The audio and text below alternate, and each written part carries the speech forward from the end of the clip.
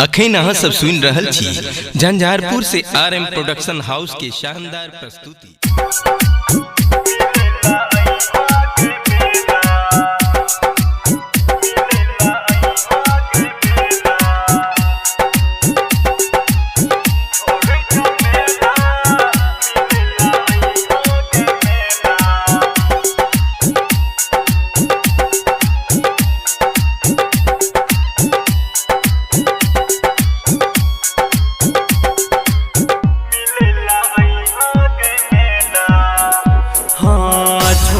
मेला मिलेला अइहाँ गे मेला छोरे जमेला मिलेला अइहाँ गे मेला।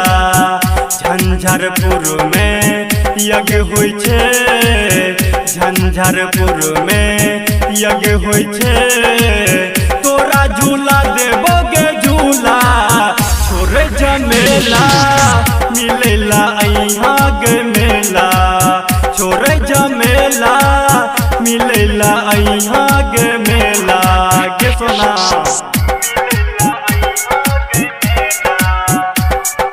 अखन अहाँ सब सुन रहल छी निर्भयपुर सँ अनु रिकॉर्डिंग स्टूडियो के शानदार प्रस्तुति।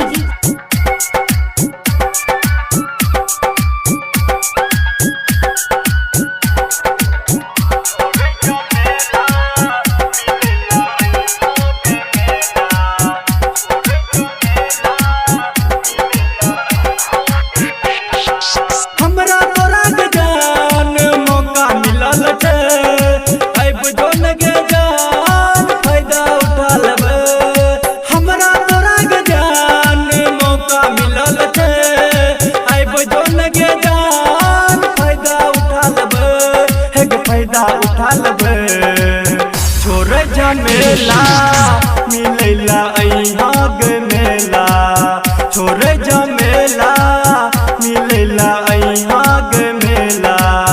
झंझारपुर में यज्ञ होइ छे, झंझारपुर में यज्ञ होइ छे, तोरा झूला देबोगे झूला छोरे जमेला मिलेला अइहाँ गे मेला छोरे जमेला मिलेला अइहाँ गे मेला गे जानू।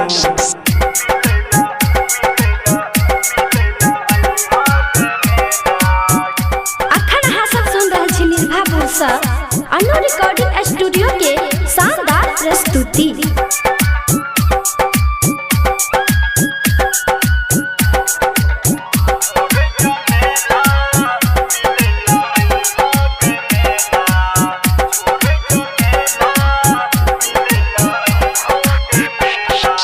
हटिया थाना के बीच में होइ छै मेला गे, रेलवे के बगल में हम रहबोगे, कमलसा के दुकान पे चाउमीन खुएबोगे, मनोज मधुबनिया से तोरा मिलेबोगे हे तोरा मिलेबोगे।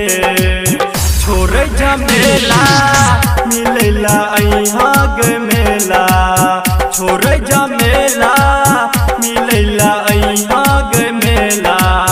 झंझारपुर में यज्ञ होइ छे, झंझारपुर में यज्ञ होइ छे, तोरा झूला देबो